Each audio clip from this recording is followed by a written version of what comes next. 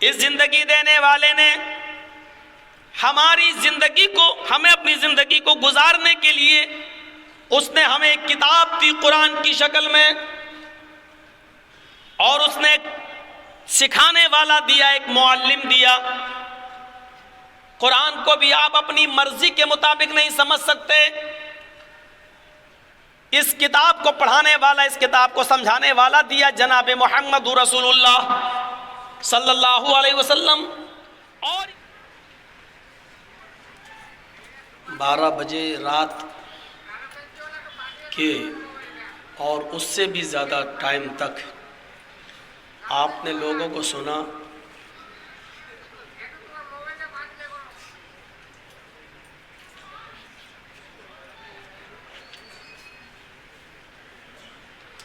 مدرسے کا تعاون کیا،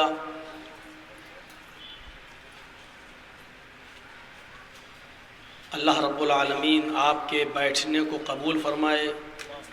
جو آپ نے تعاون کیا اللہ رب العالمین اس کا آپ کو اجر عظیم عطا فرمائے۔ جس مقصد کے تحت آپ یہاں آئے ہیں اللہ رب العالمین آپ کو اس مقصد میں کامیابی عطا فرمائے۔ اور جن لوگوں نے جو تقریریں کی ہیں کہنے والوں کو اور سننے والوں کو، اور جو اس وقت ہم آپ کے سامنے بول رہے ہیں کہنے والوں کو اور سننے والوں کو اللہ عمل کی پوری پوری توفیق عطا فرمائے۔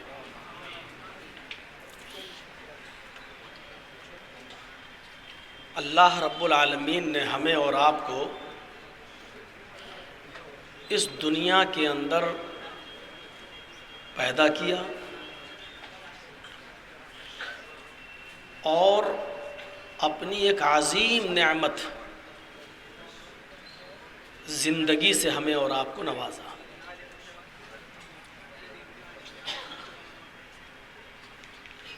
ماں اور باپ کے تعلق قائم کرنے کے بعد سے لے کر آخری سانس تک وہ ہماری پرورش کرتا ہے۔ رحم مادر میں بھی وہ روزی پہنچاتا ہے، آکسیجن پہنچاتا ہے، 9 مہینے تک ماں کے پیٹ میں بھی وہ ہماری حفاظت فرماتا ہے۔ 9 مہینے کے بعد جب ہم اپنی ماں کے پیٹ سے باہر آ کر اس دنیا میں جب آنکھ کھولتے ہیں تو اس دنیا کے اندر بھی ہوا، پانی اور غذا کی کثرت، الغرض جن جن چیزوں کی ضرورت ہمیں اور آپ کو پڑتی ہے زندہ رہنے کے لیے، ان تمام چیزوں کا انتظام اللہ رب العالمین اس دنیا میں پہلے ہی سے کر دیتا ہے۔ آپ نے دیکھا ہوگا کہ ایک لڑکی کی جب شادی ہوتی ہے تو شادی سے پہلے اس لڑکی کے پستان میں دودھ نہیں ہوتا ہے، شادی کے بعد بھی دودھ نہیں ہوتا ہے، لیکن جب 9 مہینے کے بعد اسی لڑکی کے پیٹ سے جب کوئی بچہ جنم لیتا ہے، ابھی وہ دنیا میں آنکھ کھولتا ہے، اللہ رب العالمین اس بچے کی غذا اس کی ماں کی پستان میں پہلے سے بھر دیتا ہے۔ یہ ہے زندگی کے ایک اصول جو چلتے ہیں۔ پھر جب ماں کے پیٹ سے جب کوئی بچہ باہر آتا ہے تو وہ اپنے ساتھ کئی چیزیں لے کر آتا ہے۔ اس کے پاس ہاتھ ہوتے ہیں، پیر ہوتے ہیں، ناک، کان اور آنکھ بھی ہوتی ہے، دل بھی ہوتا ہے اور دماغ بھی ہوتا ہے، لیکن ابھی اس کی عقل و شعور اتنی بڑی نہیں ہوتی ہے۔ آنکھ ہوتی ہے، وہ دیکھتا ہے لیکن پہچانتا نہیں ہے کہ میری ماں کون ہے، میرا باپ کون ہے، میرے بھائی کون ہے، میری بہن کون ہے۔ ہاتھ ہوتے ہیں لیکن ابھی وہ ہاتھ سے کچھ کام کر نہیں سکتا، پیر ہوتے ہیں لیکن ابھی وہ چل نہیں سکتا، دماغ ہوتا ہے لیکن ابھی وہ کچھ سوچ نہیں سکتا، اور دھیرے دھیرے یہ چیزیں بڑھتی جاتی ہیں، نشو نما پاتی جاتی ہیں، اس کی عقل و شعور بھی دھیرے دھیرے بڑھتی جاتی ہے، اور پھر ایک دن وہ مستقل قوی انسان بن جاتا ہے۔ اب اس کو اتنی عقل آ جاتی ہے کہ ہمیں روزی بیٹھے بٹھائے نہیں ملے گی، ہمیں کچھ کام کرنا چاہیے، ہمیں کچھ محنت کرنی چاہیے۔ ظاہر ہے اتنی سی بات کو ہم اگر سوچ لیں تو زندگی کے سارے مسائل کا حل ہمیں مل جائے۔ جس رب نے رحم مادر میں ہمارا خیال کیا، ماں کے پیٹ سے باہر آنے کے بعد ہمارا خیال کیا، ہم کو پال پوس کر بڑا کر کے جوان و بالغ کر دیا، کیا اس نے اسی لیے ہمیں پال پوس کر بڑا کیا کہ اب تم عقل مند ہو گئے ہو، اپنی مرضی سے کھاؤ پیو اور جو من میں آئے وہ کماؤ، جو من میں آئے وہ کھاؤ، جو من میں آئے وہ کرو، اور عمر کے ایک حصے پر پہنچ جانے کے بعد اس دنیا سے چلے جاؤ؟ کیا اسی مقصد سے اس نے ہمیں اور آپ کو پیدا کیا؟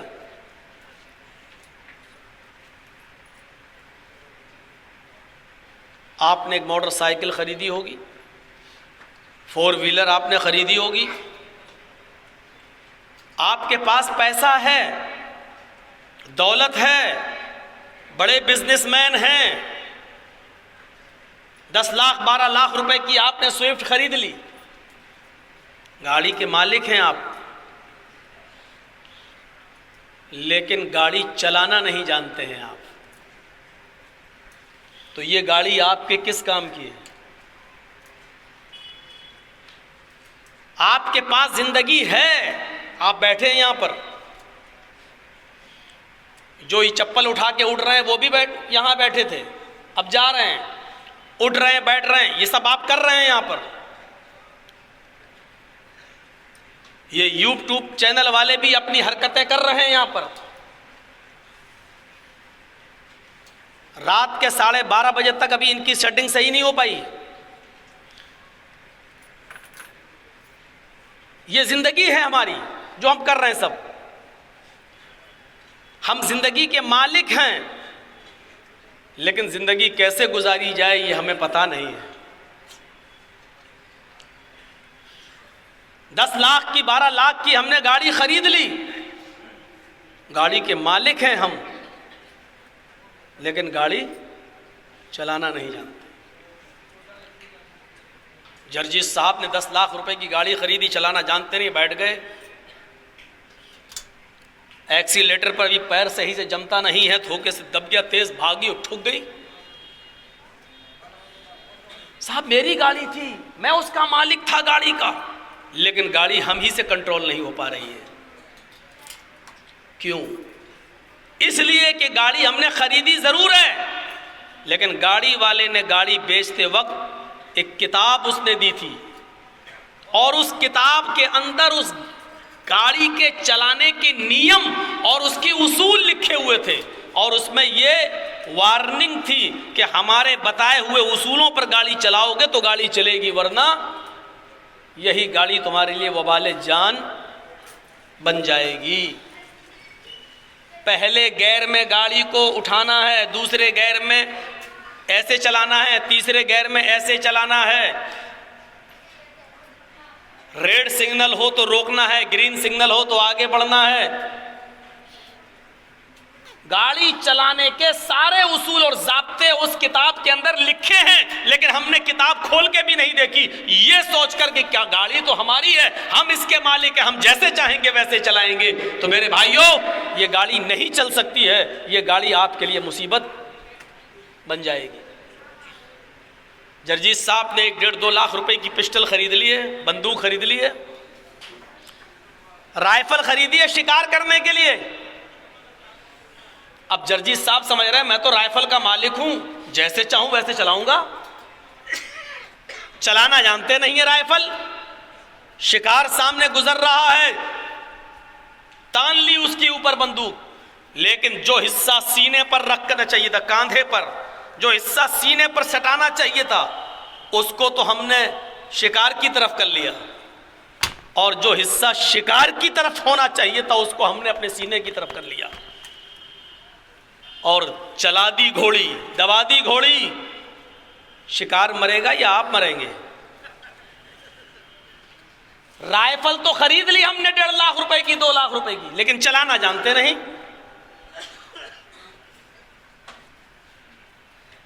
آیا شکار, اس کو شکار کریں گے تو شکار کی طرف جو سوراخ ہوتا ہے جہاں سے گولی نکلتی, وہ حصہ تو ہم نے سینے کی طرف کر لیا, اور جو حصہ سینے پہ رکھنا چاہیے تھا اس کو شکار کی طرف, اور دبا دی گھوڑی. پتا چلا کہ جرجی صاحب کا جنازہ ہو رہا ہے. صاحب یہ غلط کیسے چل, میری بندوق, میری رائفل مجھے کیوں دھوکہ دے گئی؟ یہ آپ کی زندگی ہے, آپ کو ملی ہے, لیکن اس زندگی کو چلانے کا نیم اس نے دیا ہے جس نے یہ زندگی دی ہے. اس نے ایک کتاب دی ہے کہ اس زندگی کو تمہیں کیسے گزارنا ہے, کیسے چلانا ہے. اس زندگی دینے والے نے ہماری زندگی کو, ہمیں اپنی زندگی کو گزارنے کے لیے اس نے ہمیں ایک کتاب دی قرآن کی شکل میں, اور اس نے ایک سکھانے والا دیا, ایک معلم دیا. قرآن کو بھی آپ اپنی مرضی کے مطابق نہیں سمجھ سکتے. اس کتاب کو پڑھانے والا, اس کتاب کو سمجھانے والا دیا جناب محمد رسول اللہ صلی اللہ علیہ وسلم. اور یہ قرآن ہمیں یہ بتاتا ہے کہ اپنی پوری کی پوری زندگی اسی کے آئیڈیل اور نمونے کے مطابق گزارنا. لقد کان لکم فی رسول اللہ اسوۃ حسنہ, تمہارے لیے جناب محمد رسول اللہ کی زندگی میں ایک بہترین آئیڈیل ہے, ایک بہترین نمونہ ہے.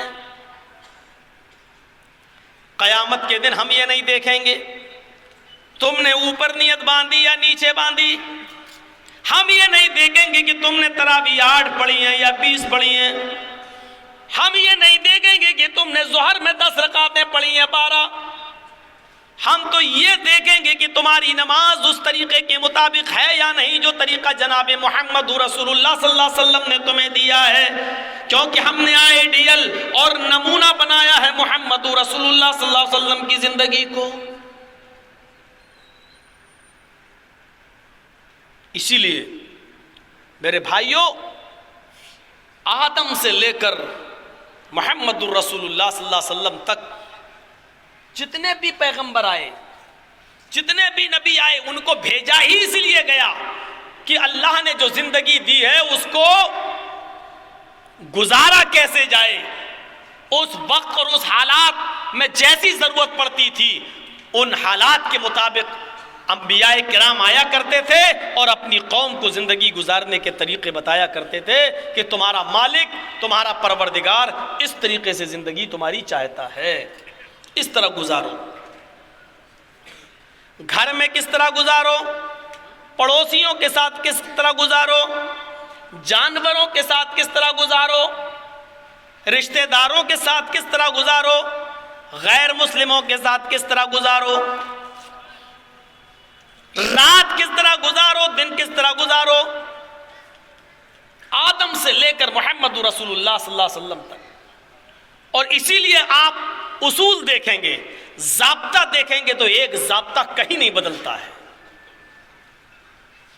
آدم سے لے کر محمد رسول اللہ صلی اللہ علیہ وسلم تک سب کا مول منتر ایک ہی تھا, سب کا کلمہ ایک ہی تھا. اور دنیا میں جتنی بھی قومیں, جتنے بھی جماعتیں ہیں, جتنے بھی گروہ ہیں, ہر جماعت اور ہر گروہ کے اندر زندگی کو گزارنے کے اصول بتانے والے ضرور آئے ہیں. آئیے قرآن کیا کہتا ہے, قُلْ يَا أَهْلَ الْكِتَابِ تَعَالَوْا إِلَىٰ كَلِمَةٍ سَوَاءٍ بَيْنَنَا وَبَيْنَكُمْ. آئے محمد صلی اللہ علیہ وسلم آپ اعلان کر دیجئے, اناؤنسمنٹ کر دیجئے, بتا دیجئے دنیا والوں کو, لوگوں کو یہود و نصارہ کو، اہل کتاب کو باخبر کر دیجئے اور ان کو مطلع کر دیجئے کہ آؤ آئے اہل کتاب، آئے کتاب والو، آئے تورات والو، زبور والو، انجیل والو، آئے یہود و نصارہ، تعالوا الی کلمۃ سواء بیننا و بینکم، آؤ ایک ایسے کلمے کی طرف، آؤ ایک ایسے مول منتر کی طرف، آؤ ایک ایسے کلمے کی طرف جو ہمارے اور تمہارے درمیان برابر ہے۔ آدم سے لے کر محمد رسول اللہ تک سب کا کلمہ ایک، سب کا مول منتر ایک۔ نوح علیہ السلام جب اس دنیا میں آئے تو کلمہ پڑھا جاتا تھا لا الہ الا اللہ نوح رسول اللہ۔ موسیٰ اس دنیا میں آئے تو کلمہ پڑھا جاتا تھا لا الہ الا اللہ موسیٰ رسول اللہ۔ عیسیٰ جب اس دنیا میں آئے تو کلمہ پڑھا جاتا تھا لا الہ الا اللہ عیسیٰ رسول اللہ۔ محمد رسول اللہ جب اس دنیا میں آئے تو کلمہ پڑھا جاتا تھا لا الہ الا اللہ محمد رسول اللہ۔ کلمے کا دوسرا جز تو بدلتا گیا لیکن پہلے جز میں کبھی تبدیلی نہیں ہوئی ہے۔ یہ مول منتر ہے پہلا زندگی گزارنے کے اصول، کہ سب سے پہلے اس رب کو اپنا رب مانو اور عبادت کے لائق اس کے علاوہ کوئی نہیں ہے۔ اس لیے کہ ماں کے پیٹ سے لے کر انتقال تک اگر کسی نے تمہارا خیال کیا ہے تو وہ ذات ہے صرف اللہ کی، اس لیے عبادت بھی ہوگی تو صرف اللہ کی، پرستش بھی ہوگی تو صرف اللہ کی، پیشانی جھکائی جائے گی تو صرف ایک اللہ کے سامنے۔ سب کا مول منتر ایک ہی رہا۔ ہر آنے والے نبی نے آخری نبی کے بارے میں بھی بتا دیا، اور اللہ کہتا وَلَقَدْ بَعَثْنَا فِي كُلِّ أُمَّةٍ رَسُولًا، ہم نے ہر امت کے اندر، ہر قوم کے اندر ایک رسول بھیجا ہے، ایک سچیت کرنے والا بھیجا ہے، ایک ڈرانے والا بھیجا ہے۔ ہر قوم کے اندر، ہر امت کے اندر ایک رسول آیا۔ وَلِكُلِّ قَوْمٍ ہَادٍ، ہم نے ہر قوم کے اندر ایک ڈرانے والا بھیجا ہے، زندگی کے اصول بتانے والا بھیجا ہے۔ وہ تمہیں بتائے گا کیسے اٹھو، کیسے چلو، کیسے شادی کرو، کیسے کھاؤ، کیسے پیو، کیا کھاؤ کیا پیو، کیسے سو۔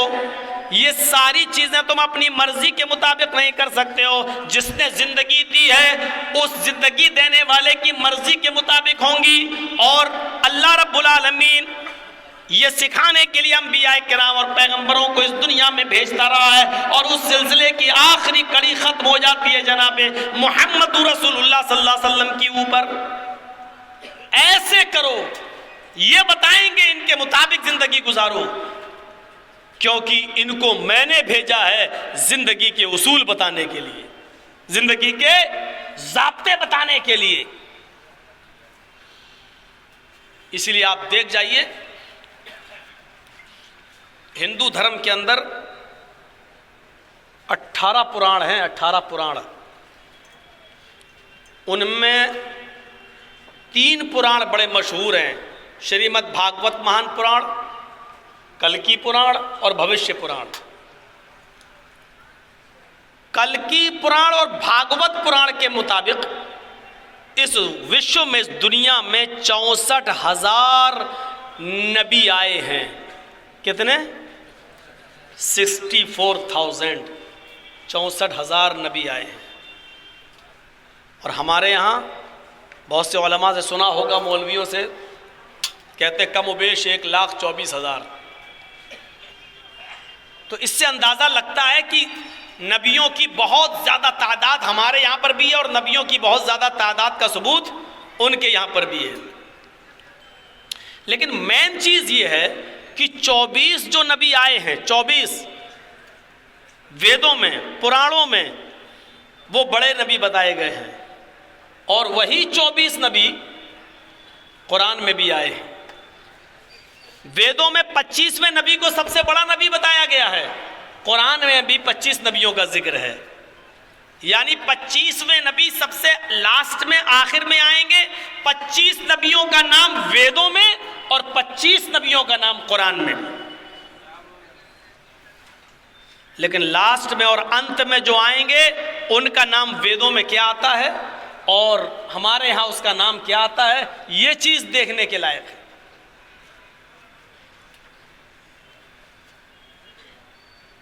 اگیان ہیتو کرت موہ مداندھکارم ناشم ودھایم ہتدودیتے وویکا۔ 25واں جو رشی جو پیغمبر انت میں آئے گا، لاسٹ میں، اس کا نام محمد ہوگا۔ موہ مداندھکارم ناشم، محمد ہوگا، اندھکارم ناشم، اس کے آنے کے بعد اندھیرا مٹ جائے گا، اندھیرا ختم ہو جائے گا۔ پہلا نام کیا بتایا گیا؟ اندھکارم محمد، محمداندھکارم ناشم، محمد۔ دوسرا نام وداہمد پرش مہانمادتور تپس پرستات، سکھانے والا، دنیا کو علم بتانے والا، ود، بہت بڑا ودوان، جس کا نام احمد ہوگا۔ ویداہامد پرش مہانمادت، انسانی شکل میں، انسان بن کر انسانی شکل میں دنیا میں آئے گا۔ پرش، انسان، آخری نبی، اس کا نام احمد ہوگا۔ مہان انسان ہوگا، مہان پرش ہوگا۔ پرش مہانمادتور تپس، مہان پرش بن کر اس دنیا میں آئے گا۔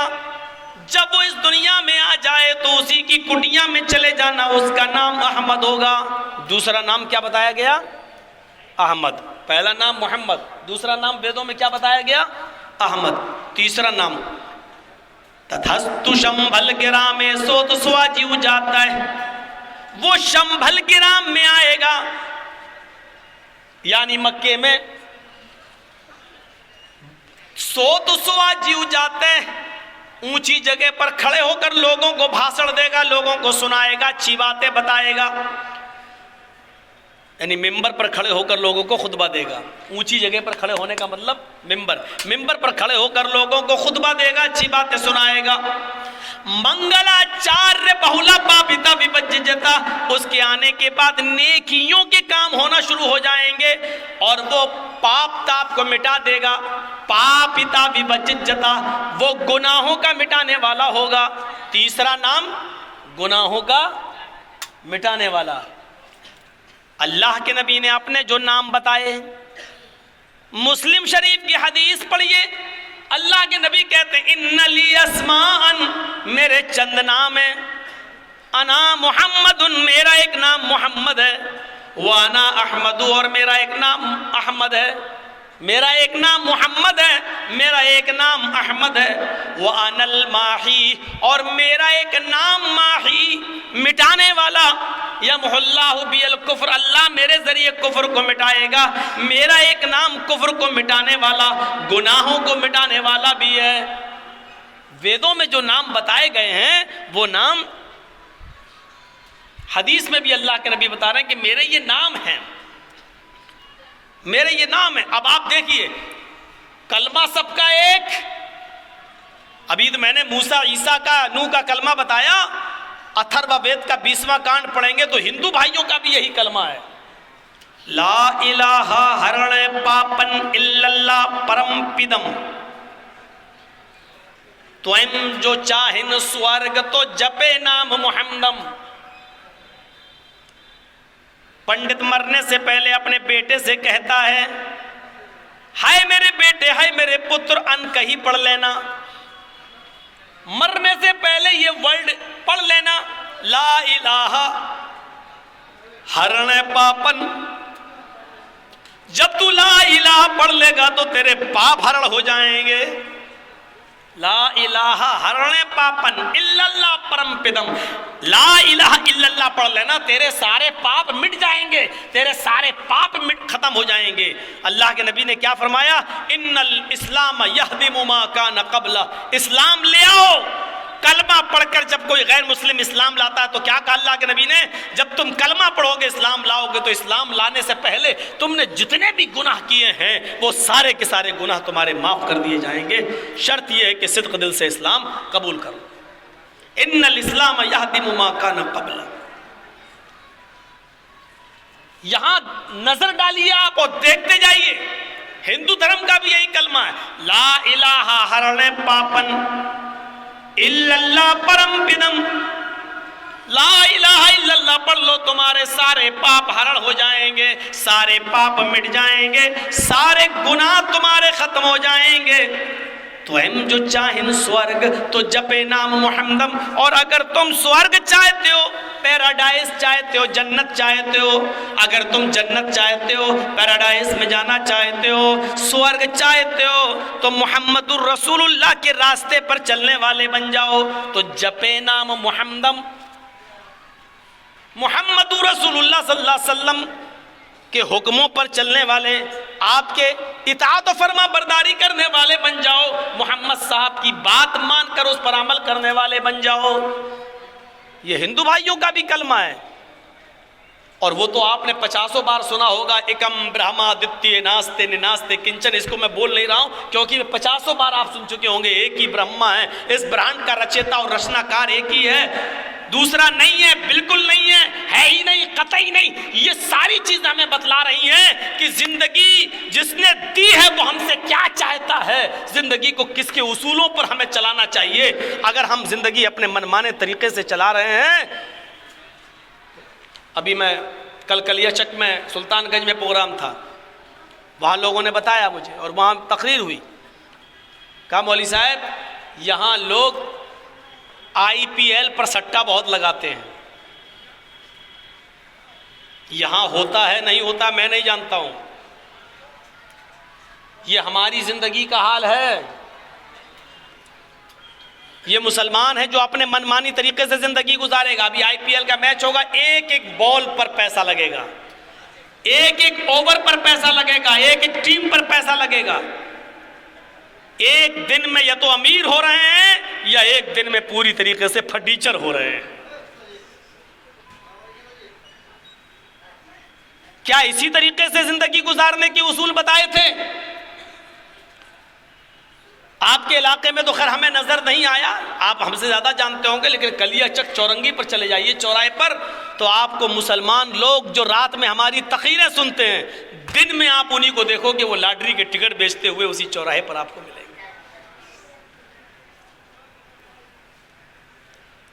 یہ زندگی ہم کس کے اصولوں پر ہم چلا رہے ہیں؟ سود اور بیاج کے کاروباری ہمیں کہاں نہیں ملیں گے؟ یہ کیا ہے؟ یہ ایک غریب آدمی ہمارے پاس آتا ہے, صاحب کچھ محنت کرنا چاہتے ہیں, ہمارے پاس پیسہ نہیں ہے, ہماری کچھ مدد کر دو. آپ نے کہا 5% بیاج پر, ٹھیک ہے میں تمہیں 1000 روپیہ دے رہا ہوں, ایک مہینے پر ہم 5% بیاج لیں گے, یعنی جب آپ واپس کرو گے تو ہم کو 1050 روپے ایک مہینے میں واپس کرو گے, یا 50 روپے مہینہ ہمیں دیتے رہنا, اور جب تم ہمارا پیسہ واپس کر دو گے ہم تم سے بیاج لینا چھوڑ دیں گے. یہ کیا ہے؟ ہم نے کسی کو 1,00,000 روپیہ دیا اور ہر مہینے ہم اس سے 500 روپے اور 1000 روپے لے رہے ہیں, یہ سوچ کر کہ وہ ہمارے پیسوں سے کما بھی تو رہا ہے, لیکن آپ کسی کی مجبوری کا فائدہ اٹھا رہے ہیں. یہ زندگی گزارنے کے کون سے اصول ہیں اور کس نے دیے ہیں؟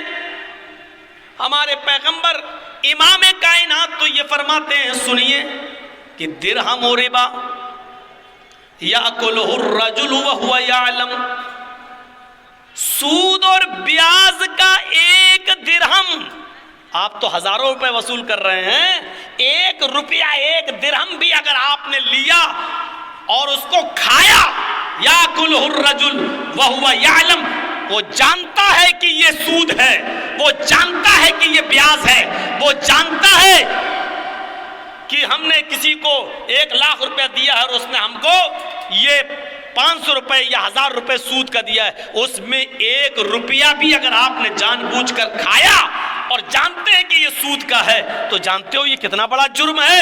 اللہ کے نبی فرماتے اشد من 66 زنیۃ, 36 مرتبہ زنا سے زیادہ سخت ہے. کتنی آسانی کے ساتھ ہمارے حلق کے نیچے اتر جاتا ہے یہ معاملہ, کتنی آسانی سے ہم کھا جاتے ہیں. امام احمد اپنی مسند کے اندر ایک حدیث نقل کرتے ہیں, اللہ کے نبی نے فرمایا کہ الربا 72 حوبا, سود کے 72 درجے ہیں, 72 دروازے ہیں سود کے. وَأَيْسَرُهَا أَن يَنْكِحَ الرَّجُلُ أُمَّهُ, سب سے ہلکا دروازہ, سب سے قریب دروازہ, سب سے آسان دروازہ سود کا یہ ہے کہ ایک شخص اپنی ماں کے ساتھ نکاح کرتا ہے. ایک آدمی اپنی ماں کے ساتھ شادی کرتا ہے, نکاح کرتا ہے. آپ اور ہم سب جانتے ہیں کہ ماں کے ساتھ نکاح جائز نہیں ہے. مولانا جرجیز کو بلا لینا اور کہنا کہ جرجیز صاحب یہ میری ماں ہے, بڑی خوبصورت ہے, میں اس کے ساتھ شادی کر دوں گا. جرجیز صاحب قرآن کی 3 آیتیں کیا پورا قرآن پڑھ ڈالیں, اور پورا قرآن ایک بار کیا 1,00,000 بار بھی پڑھ جائیں, تب بھی آپ کی ماں آپ کے اوپر حلال نہیں ہوگی. جس طرح قرآن کی آیتیں اور سارا کا سارا قرآن پڑھنے کے باوجود آپ کی ماں آپ کے اوپر حلال نہیں ہو سکتی ہے, اسی طریقے سے سود کو چاہے بسم اللہ کہہ کر کھاؤ یا پورا قرآن پڑھ کے آپ سود کا روپیہ کھائیں, وہ بھی حلال نہیں ہو سکتا ہے. سب سے ہلکا اور آسان دروازہ بتایا ہے کہ ایک شخص اپنی ماں کے ساتھ زنا کرتا ہے. اب سب سے ہلکا دروازہ یہ ہے تو 71 جو 71 دروازے اور ہیں وہ کتنے خطرناک ہوں گے. یہ کون زندگی گزارنے کے اصول ہم اپنی منمانی طریقے سے نہیں چلا سکتے ہیں, گزار سکتے ہیں, یہ وہی سکھائے گا اور اس کے نبی بتائیں گے. جس طریقے سے یہ ساری چیزیں حدیث کی کتابوں میں آپ کو ملیں گی, قرآن میں ملے گا, اسی طریقے سے دیکھیے نماز ہمارے اوپر فرض ہے. یہ نماز بھی دنیا میں جتنے بھی پیغمبر آئے ہر نبی اور ہر پیغمبر کے اوپر یہ نماز فرض تھی. ہم اپنی مسجدوں کا جائزہ لیں. کون کہتا ہے کہ مسلمان بڑے پریشان ہیں, کون کہتا ہے کہ مسلمان بہت بے چین ہیں, کون کہتا ہے کہ مسلمان بہت زیادہ پریشانی کے عالم میں مبتلا ہیں. نہیں, فجر کی اذان ہمیں بتلاتی ہے کہ یہ مسلمان کتنے سکون کے ساتھ سو رہا ہے. فجر کے اذان کے بعد مسجدیں ہماری بتاتی ہیں کہ اس مسلمان کو کتنی آسانی کے ساتھ نیند آ رہی ہے. جس کو پریشانی ہوتی ہے اس کو نیند نہیں آتی ہے, جس کو بے چینی ہوتی ہے اس کو نیندیں نہیں آتی ہیں, جس کو ٹینشن ہوتا ہے اس کو نیندیں نہیں آتی ہیں. آپ کی نیند, آپ کا آرام سے سونا یہ بتلا رہا ہے کہ آپ کے اوپر کوئی پریشانی نہیں ہے, آپ کے اوپر کوئی مصیبت نہیں ہے. چاہے اتر پردیش کے اندر بے ایمانی کے ساتھ پھر سے وہی سرکار دوبارہ ریپیٹ ہو کے آ گئی ہو, لیکن اب یو پی کے اندر اگر مسلمان کہیں کہ ہم بہت پریشان ہیں, جھوٹ بول رہے ہیں, کیونکہ فجر کی اذان کے بعد ہماری مسجدیں بتلا رہی ہیں کہ مسلمان کتنے آرام کے ساتھ سو رہا ہے, کتنے سکون کی نیند سو رہا ہے. اگر اس کو بے چینی ہوتی اور پریشانی ہوتی تو مسجدوں کی طرف وہ رخ کرتا. قرآن تو یہ کہتا ہے یا ایھا الذین آمنوا استعینوا بالصبر والصلاۃ, ایمانوں والو جب تمہارے اوپر کوئی مصیبت آئے تو صبر اور نماز کے ذریعے تم اللہ سے مدد مانگو, صبر اور نماز کے ذریعے تم اللہ سے مدد طلب کرو. ہمارے اوپر اگر مصیبت آئی ہے تو ہمیں صبر کرنا چاہیے تھا اور نماز پڑھنے کے بعد اللہ سے مدد مانگنی چاہیے تھی, لیکن ہم خواب خرگوش میں مست ہیں, ہم تو سو رہے ہیں, ہم نماز کی ہمیں مسجدوں کی کوئی فکر ہی نہیں ہے. تو آپ ہمیں بتائیے کہ ہمارے اوپر پریشانیاں کہاں ہیں, کہاں ہے ہمارے اوپر مصیبت. حضرت زکریا علیہ السلام کے بارے میں قرآن کہتا ہے, دیکھیے نماز سارے نبیوں پر فرض تھی اور سب نے نماز کا اہتمام کیا ہے. وَنَادَتْهُ الْمَلَائِكَةُ وَهُوَ قَائِمٌ يُصَلِّي فِي الْمِحْرَابِ, قرآن کہہ رہا ہے فرشتوں نے آواز دی, فرشتوں نے جب پکارا تو اس وقت حضرت زکریا محراب کے اندر نماز کی حالت میں کھڑے تھے. یعنی یہ نماز زکریا علیہ السلام بھی پڑھا کرتے تھے, زکریا علیہ السلام پر بھی فرض تھی. جب فرشتوں نے پکارا، فرشتوں نے آواز دی، وَنَادَتْهُ الْمَلَائِكَةُ وَهُوَ قَائِمٌ يُصَلِّي فِي الْمِحْرَابِ، تو حضرت زکریا علیہ السلام نماز کے اندر، محراب کے اندر نماز کی حالت میں تھے۔ زکریا علیہ السلام کی زندگی بدلا رہی ہے کہ زکریا علیہ السلام پر بھی نماز فرض تھی۔ زکریا علیہ السلام نے جس کی کفالت کی اس کا نام ہے مریم۔ حضرت مریم کو پال پوس کر بڑا کیا۔ حضرت مریم کو بھی حکم ہوتا ہے، یا مریم اقنتی لربک، آئے مریم اپنے رب کے لیے جھک جا، اپنے رب کی فرما بردار بن جا۔ وَسْجُدِي وَارْكَعِي مَعَ الرَّاكِعِينَ، آئے مریم اللہ کے لیے سجدہ کر، اللہ کے سامنے سر جھکا اور اسی کو رکوع کر۔ آئے مریم اللہ کے علاوہ کسی اور کے لیے سجدہ جائز نہیں۔ آئے مریم رکوع کرنے والوں کے ساتھ رکوع کر، سجدہ کر اور رکوع کرنے والوں کے ساتھ رکوع کر۔ وَسْجُدِي وَارْكَعِي مَعَ الرَّاكِعِينَ، سجدہ کر اور رکوع کرنے والوں کے ساتھ رکوع کر۔ یہ حضرت مریم جو ایک عورت ہیں اور ایسی پاک دامن عورت ہیں کہ جن کو اللہ رب العالمین نے ان کے نکاح شادی سے پہلے ان کو بیٹا عطا فرمایا۔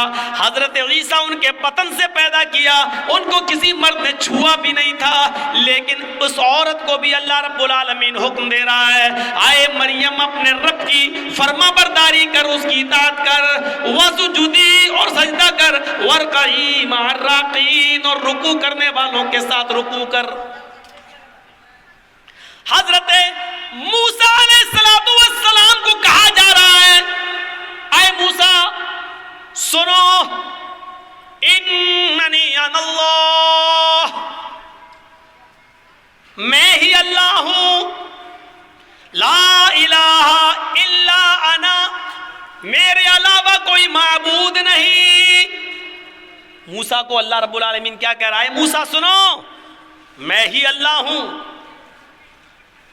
لا الہ الا انا، میرے علاوہ کوئی معبود نہیں، فاعبدنی واقم الصلاۃ لذکری، اے موسیٰ بس میری ہی عبادت کرو، فاعبدنی میری ہی عبادت کرو، واقم الصلاۃ لذکری اور میرے یاد کے لیے نماز قائم کرو۔ یہ موسیٰ علیہ السلام کو حکم دیا جا رہا ہے۔ ابھی ہم قرآن سے ثبوت دے رہے ہیں اور اس کے بعد میں ہندو دھرم کے اوپر آئیں گے کہ دیکھیے کرشن جی بھی نماز پڑھنے کا حکم دے رہے ہیں۔ واقم الصلاۃ لذکری اور میری یاد کے لیے تم نماز قائم کرو۔ یہ موسیٰ علیہ السلام پر بھی اللہ رب العالمین نے نماز فرض کی، اور موسیٰ پر نماز تو ایسی فرض تھی کہ موسیٰ علیہ السلام اللہ کے نبی سے بار بار کہتے تھے کتنے وقت کی نماز ہے؟ 50۔ نہیں پڑھ پائے گی آپ کی امت، پھر جائیے کم کرائیے۔ پھر کہے کتنی رہ گئی؟ کہ 40۔ کہا ابھی بھی زیادہ، اور کم کراؤ۔ کتنی رہ گئی؟ 30۔ یہ بھی زیادہ، پھر جاؤ۔ اب کتنی رہ گئی؟ 20۔ یہ بھی زیادہ، پھر جاؤ۔ پھر گئے کتنی رہ گئی؟ 10۔ یہ بھی زیادہ ہیں۔ اے موسیٰ کیا 10 تو ٹھیک ہے؟ نہیں نہیں، پھر جاؤ۔ پھر گئے کتنی رہ گئی؟ کہ 5۔ کب؟ پھر جاؤ، میری امت 2 وقت کی نماز نہیں پڑھ پائی، آپ کی امت 5 وقت کی کیسے پڑھے گی؟ اللہ کے نبی فرماتے اب نہیں جاؤں گا۔ کیوں؟ کہ اب مجھے بار بار اپنے رب کے پاس جاتے ہوئے شرم آتی، کتنی کم کراؤں؟ 50 سے 5 رہ گئیں، 10 گنا اللہ نے کم کر دی، پھر جاؤں تو کیا بالکل ختم کروا دوں؟ نہیں، اب نہیں جاؤں گا۔ 5 وقت کی فرض ہو گئی۔ تو موسیٰ علیہ السلام پر بھی نماز فرض تھی۔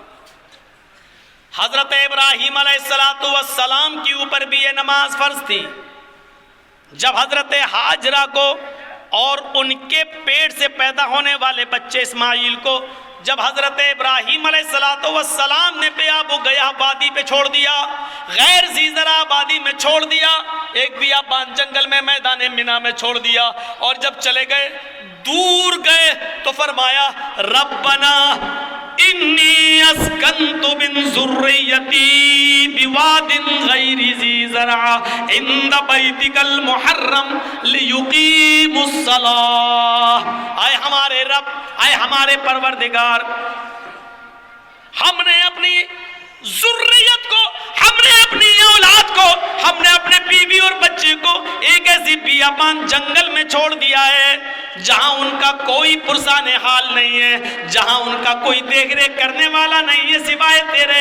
اے اللہ میں نے ان کو غیر آباد، غیر مانوس جگہ پر ہم نے ان کو چھوڑ دیا ہے، بجلی نہیں ہے، پانی نہیں ہے، کھانا نہیں ہے، ایک بیابان جنگل میں ہم نے ان کو چھوڑ دیا ہے، بے آب و گیاہ وادی میں ہم نے ان کو تیرے بھروسے پر چھوڑ دیا ہے۔ اے اللہ اس لیے یہاں چھوڑا ہے کہ ان سے آبادی بڑھے، پھلے پھولے، لیقیموا الصلاۃ، تاکہ یہاں یہ لوگ جب پڑھنے لگے اور آبادی بڑھ جائے تو نماز قائم کی جانے لگے، نماز پڑھی جانے لگے۔ ہم نے ایک ایسے بے آب و گیا جنگل میں، وادی میں چھوڑ دیا ان کو، لیقیموا الصلاۃ، تاکہ یہاں نماز قائم کی جا سکے، نماز ادا کی جا سکے۔ ابراہیم علیہ السلام پر بھی نماز فرض تھی۔ ایک دوسرے موقع پر ابراہیم علیہ السلام نے کہا رب اجعلنی مقیم الصلاۃ ومن ذریتی ربنا وتقبل دعا۔ غور کرو قرآن کی اس آیت پر، ابراہیم کیا کہہ رہے ہیں؟ اے اللہ مجھے اور میری اولاد کو نماز کا قائم کرنے والا بنا دے۔ رب اجعلنی مقیم الصلاۃ ومن ذریتی، اے اللہ مجھے اور میری ذریت کو، میرے بیوی بچوں کو، میری اولاد کو مقیم الصلاۃ، نماز کا قائم کرنے والا، نماز کا پڑھنے والا بنا دے، نماز کا پڑھنے والا بنا دے۔ ربنا وتقبل دعا، اے اللہ تو ہماری اس دعا کو قبول فرما لے، اے اللہ ہمیں اور ہماری اولاد کو نمازی بنا دے، نماز کا قائم کرنے والا بنا دے۔ اس سے پتہ چلتا ہے کہ نماز ہر نبی پر فرض تھی۔ جب مریم کے